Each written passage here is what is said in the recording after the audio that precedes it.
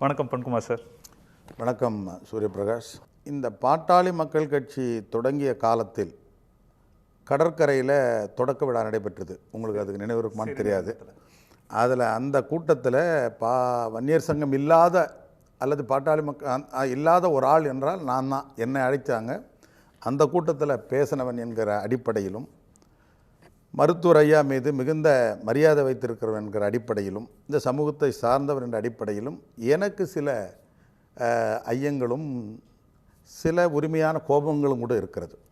உங்களுடைய பாட்டாளி மக்கள் கட்சி உறுப்பினர் அட்டையிலேயே தந்தை பெரியாருடைய புகைப்படம், காரல் மார்க்ஸு, அம்பேத்கர் போன்ற சமூக நீதி தலைவருடைய புகைப்படத்தை வைத்திருக்கக்கூடிய ஒரு சிறந்த நோக்கத்திற்கான அந்த கட்சியாக இருக்கிற பாட்டாளி மக்கள் கட்சி பாரதிய ஜனதா கட்சியோட போய் கூட்டணி வைப்பதில் எந்த வகையில் நியாயம் என்று கருதுகிறீர்கள்? இன்னைக்கு இந்த கூட்டணியை பற்றி அதிர்ச்சி அடைஞ்சு ஆச்சரியப்படுறதுக்கு எதுவுமே கிடையாது. ஏன்னா 2014 நாங்கள் பாஜக கூட தான் கூட்டணியில் இருக்கோம்.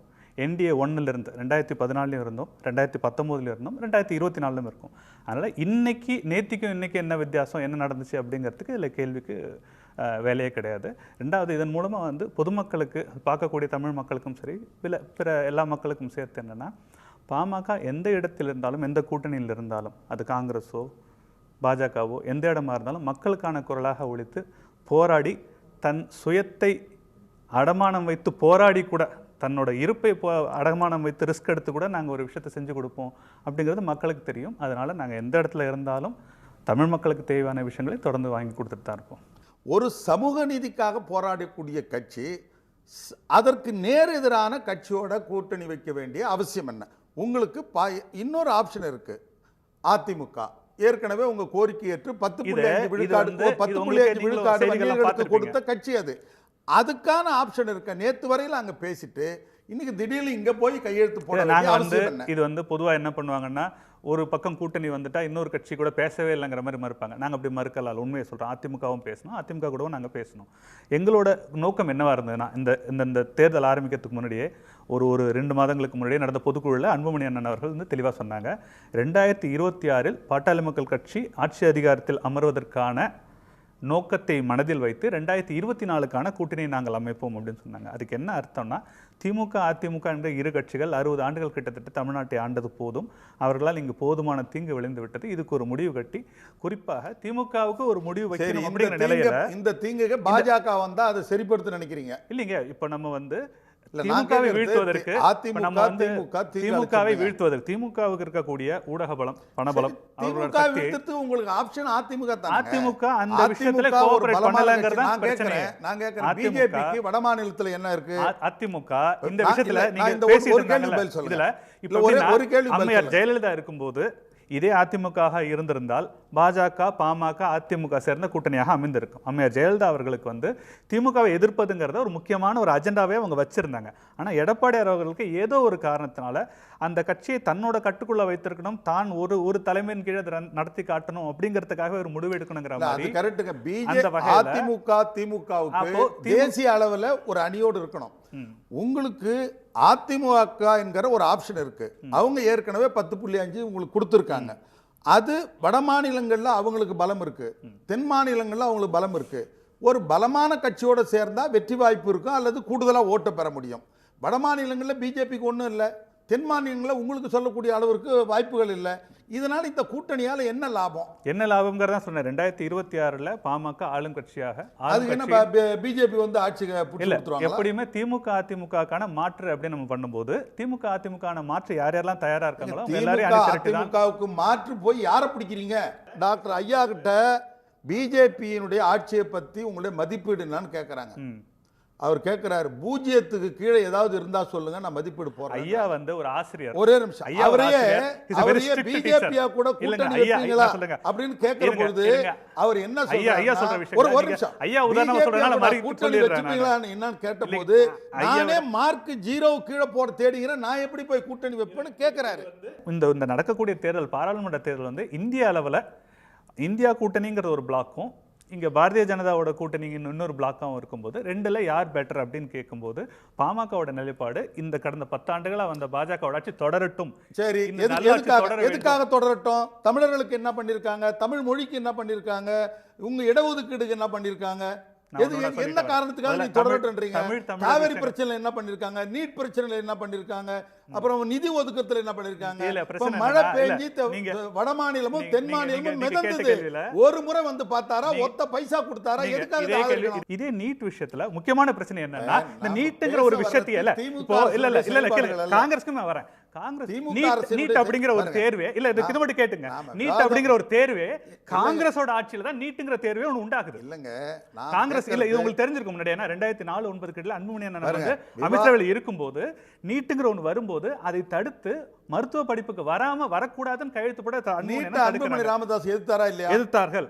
அப்புறம் எந்த காரணத்துக்காக இப்ப நாங்க அவரோட தொடர்ந்து போறீங்க? அவங்களோட அது பேர் தான் டிப்ளமசி. இப்போ என்ன எந்த diplomacy? எந்த எதிரி கூடயும் இது நிரந்தர என்ன சண்டை diplomacy? அப்படிங்கிறது பண்ண முடியாது. ஒண்ணு பேச்சுவார்த்தை நீங்க நடத்தா ஒரு விஷயத்தை சரிப்படுத்த ஒரே முடியும். அதாவது ஒரே ஒரு என்னன்னா, ரீசன் சொல்லுங்க. அதாவது தமிழ்நாட்டுக்கு தமிழ் மொழிக்கு இடஒதுக்கீட்டுக்கு பிஜேபி இதை பண்ணிருக்கு, ஆகவே அதை ஸ்ட்ரென்தன் பண்றதுக்கு நான் போறேன்னு ஒரு ரீசன். எனக்கு ஒரே ஒரு காரணம் சொல்லுங்க. மத்தியில வாய்ப்பு வரக்கூடிய ஆல்டர்னேட்டர் இருக்கக்கூடிய காங்கிரஸ் எந்த வகையில பாஜக விட ஒரே ஒரு மில்லிமீட்டர் கூடன்னு சொல்லுங்க.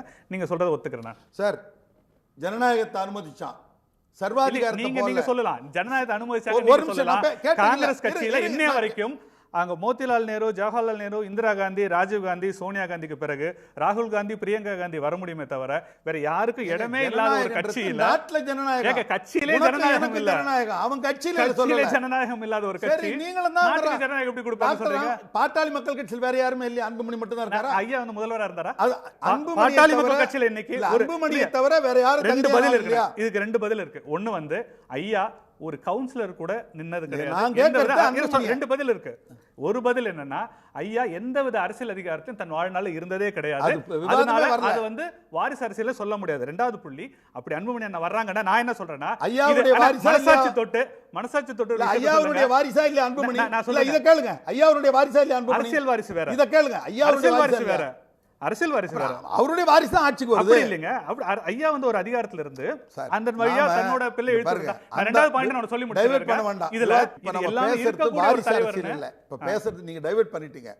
இங்க பாருங்க, ஒவ்வொரு மாநில ஆட்சியும் அரசாங்கத்தையும் பிஜேபி இல்லாத அரசாங்கத்தை ஆளுநரை வச்சு அட்டகாசம் பண்றாங்க. ஜெயித்த ஆட்சி அமைக்கிற கட்சியை விலை கொடுத்து வாங்கி பிஜேபி ஆட்சி அமைக்கிறாங்க.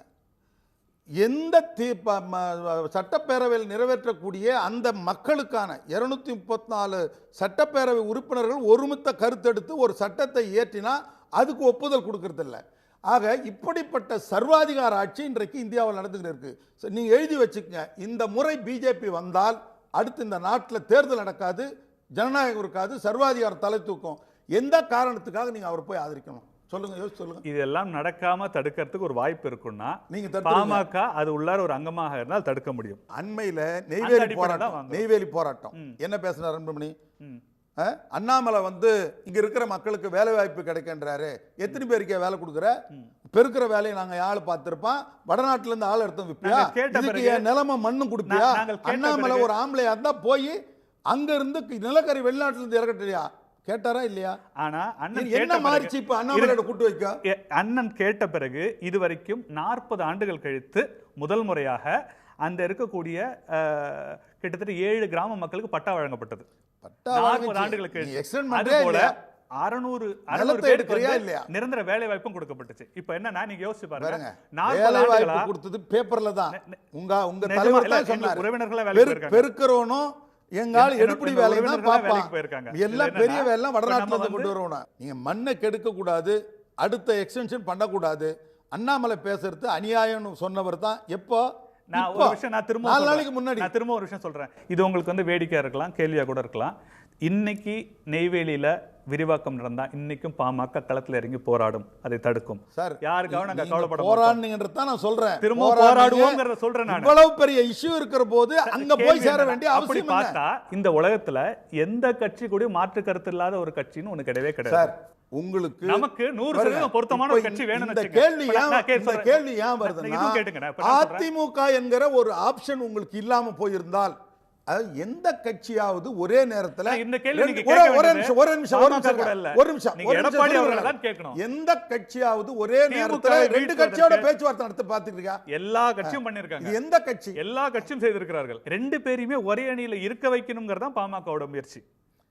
பாஜக சார், அதிமுக நீங்க ரெண்டு பேரும் அப்படி- ஒரு இணையில நீங்க அப்படி வந்திருந்தா கூட இந்த விமர்சனம் வந்திருக்காது. அப்படிதான் நாங்க கேட்டிருக்கோம். நீங்க அப்படிதான் அப்படி கேட்டோம். வந்தா ஆனா கூட இதுல விமர்சனம் என்னன்னா வந்திருக்காது. இதுல வந்து உங்களுக்கு இது- வாய்ப்பான ஒரு இதுல கட்சி என்னன்னா 10.5 இதுல இடஒதுக்கீடு கொடுத்த திமுகவை கட்சி எதிர்க்கணும். அவங்க கூப்பிடுறாங்க. இதுல திமுகவோட ஆட்சிக்கு ஒரு முடிவு கொண்டு வரணும், திமுக ஒரு முடிவு கொண்டு வரணும்ங்கறத பத்தி 3 பேர் கவலைப்பட்டிருக்கணும். பாஜக, பாமக, திமுகவை அதிமுக. முடிவு இதுல பாருங்க, இதுல ஒரே நிமிஷம், ஒரு பாமகவும் நிமிஷம். பாஜகவும் கவலைப்படுறாங்க. திமுகவை அந்த முடிவு வாய்ப்பு கொண்டு இருந்தும் வருவதற்கு அதிமுக தான் அதை கொண்டு வரல. அண்ணாமலையாலேயோ மோடியாலேயோ அது எவராலுமே முடியாது. அது வந்து இல்ல கீழே முடியாதுங்கிறது மேல் வளைவு அப்படி இருக்கு. இருங்க. தொடக்கம் இருக்க எல்லாத்துக்கும் ஒரு முடிவு ஒன்று இருக்கும். இந்தியாவுக்கு சுதந்திரம் வாங்கி கொடுத்த கட்சி அந்த காங்கிரஸ் ஒரு முடிவுக்கு கொண்டு வந்து திமுக ஆட்சிக்கு வரலையா? சேலத்தில் நடந்த மாநாட்டில் பேசின பிரதமர் மோடி அவர்கள் வந்து உலகத்திலேயே தொன்மையான மொழி தமிழ், அந்த தொன்மையான மொழி இந்தியால இருந்து வருதுங்கிறது பெருமைப்படுறோங்கிறத மோடி அபிஷியலா பேசுறாரு. இப்போ ஒரு ஆளுநர் பல மாநிலங்கள்ல இருக்கக்கூடிய ஒரு 36ல ஒண்ணா இருக்கக்கூடிய ஒரு ஆளுநர் வந்து தவறா சொல்றாங்கங்கிறீங்க. அந்த கட்சியோட பிரதமர் அவர் தான், இந்தியாவோட பிரதமர் தான், அவரே தமிழ் மொழியை ஏத்துதானே பேசுறாரு. நான் என்ன கேட்கிறேன், குறைஞ்சபட்சமாவது சோனியா காந்தி, ராகுல் காந்தி இந்த மாதிரி ஒரு முன்முயற்சி அவங்க எடுத்திருக்காங்களா? அவங்க தாங்க தமிழ் செம்மொழியா கொடுத்தவங்க.